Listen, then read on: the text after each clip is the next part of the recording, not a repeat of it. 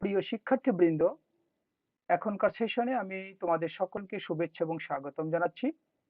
এখন আমি আলোচনা করার চেষ্টা করব প্রোডাকশন প্ল্যানিং অ্যান্ড কন্ট্রোল, যার বিষয় কোড 27075, এই বিষয়ে ইউনিট 2 অর্থাৎ অধ্যায় 2 এর 2.5 এবং 2.6 এই দুটো টপিকস উপরে। সেখানে আছে describe machine loading, describe products dispensing and follow up.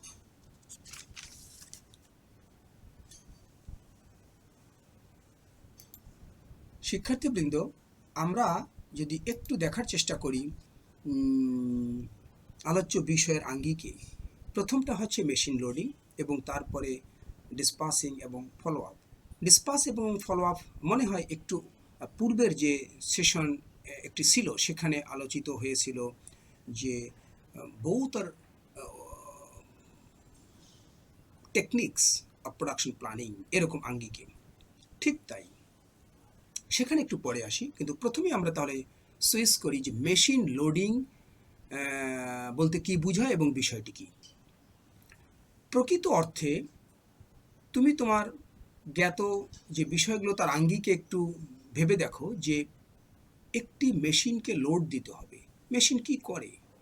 সে তার ইনপুট প্রান্তে কাঁচামাল বা রূপান্তরযোগ্য যে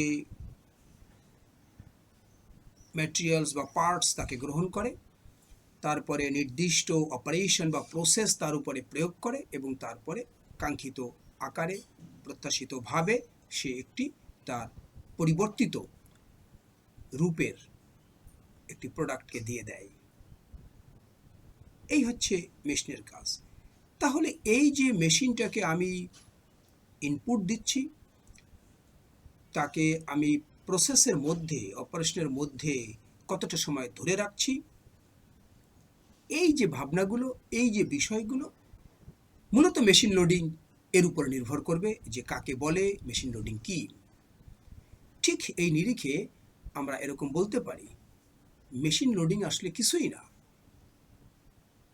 প্রোডাকশন সিস্টেমের মধ্যে একটি মেশিন বা ইকুইপমেন্টকে অ্যাসাইন করা, নির্ধারণ করে দেওয়া, যে তুমি এই সময় এই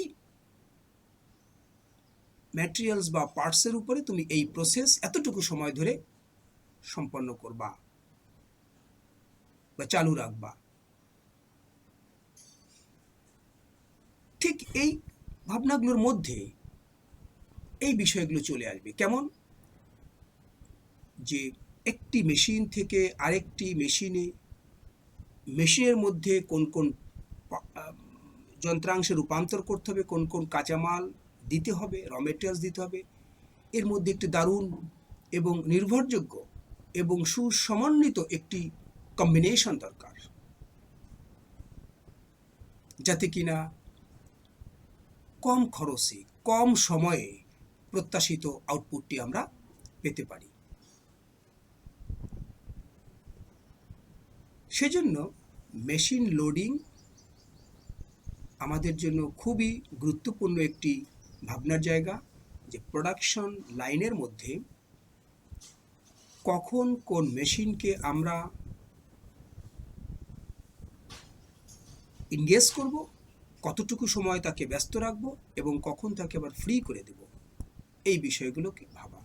ঠিক মেশিন লোডিং বলতে এরকম বিষয়টাকে বোঝাবে, এতক্ষণ ধরে যা আমরা বা আমি বলার চেষ্টা করলাম, যে একটি মেশিন প্রোডাকশন সিস্টেমের মধ্যে কখন ইনপুট হিসেবে নিবে, কোন প্রক্রিয়ায় নিবে, কতক্ষণ ধরে অপারেশন সম্পাদন করবে এবং কখন তাকে ফ্রি করে দেওয়া হবে, এই বিষয়গুলো যদি কল্পনা করা হয়, ভাবা হয়, তবে সেই ভাবনাগুলোকে, সেই কর্মগুলোকে বলা হবে মেশিন লোডিং। এর মধ্যে এরকম ভাবনা থাকতে হবে যে আমরা যে ম্যানুয়ালি কি বা অটোমেটিক পদ্ধতিতে কি আমরা এই মেশিনে কাঁচামাল বা ট্রান্সফর্মযোগ্য যন্ত্রাংশ সরবরাহ করব, ইত্যাদি। অটোমেটিক হলে নিশ্চয়ই রোবট ব্যবহার করা হবে অথবা অন্য কোনো ডিভাইস ব্যবহার করা হবে, আর ম্যানুয়ালি হলে নির্দিষ্ট হিউম্যান অপারেটর সে কাজটি করবে। তবে অটোমেটিক মেশিন লোডিংয়ের ক্ষেত্রে দুটো বিষয় ঘটে। প্রোডাকশন স্পিডকে বাড়িয়ে দেয়, লেবার কস্ট কমিয়ে দেয়, কোয়ালিটি বৃদ্ধি করার সুযোগ তৈরি হয়, নিরাপত্তা বেশি বিধান করার সুযোগ তৈরি হয়, এবং হিউম্যান যে অপারেটর থাকে তাদেরকে অন্য কাজ করার সুযোগ বেশি তৈরি করে দেয়, তাদেরকে ফ্রি করে দিয়ে।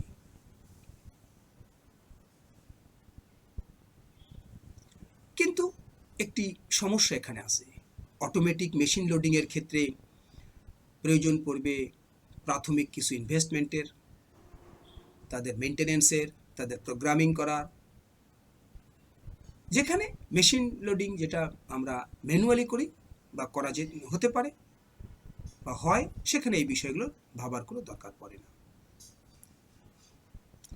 প্রকৃত অর্থে প্রোডাকশন প্ল্যানিং এবং শিডিউলিংয়ের ক্ষেত্রে মেশিন লোডিং একটি গুরুত্বপূর্ণ ভাবনার জায়গা, পরিকল্পনার জায়গা। কারণ এটি প্রোডাক্টিভিটিকে প্রভাবিত করে, এফিসিয়েন্সিকে প্রভাবিত করে প্রোডাকশন সিস্টেমের।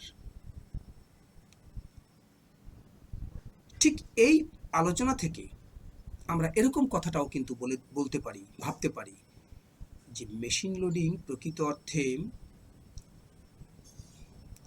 অনেকগুলো ইনফ্লুয়েন্সড ফ্যাক্টর নিয়ে কাজ করে।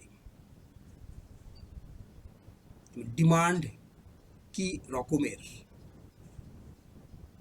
মেশিনের ক্যাপাসিটি কেমন, ইনভেন্টরি বা মজুদ মালের অবস্থা কি, রুটিং কেমন পরিকল্পনার মধ্যে করা হয়েছে, শিডিউলিংয়ের অবস্থাটি কি, আমরা যে টেকনিক এর মধ্যে বলেছিলাম ডিসপ্যাচিং অ্যান্ড ফলো আপ,